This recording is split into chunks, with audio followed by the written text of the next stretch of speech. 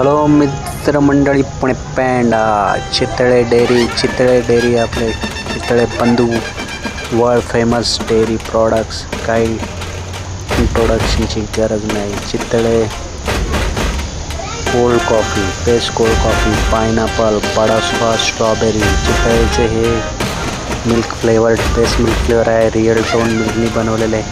Chitale dairy everyone knows world famous dairy products and sweet shops and cold coffee and flavor milk, best flavor milk, real toned milk, flavor milk, just rupees 30 to 35. Cold coffee must try. This one best cold coffee.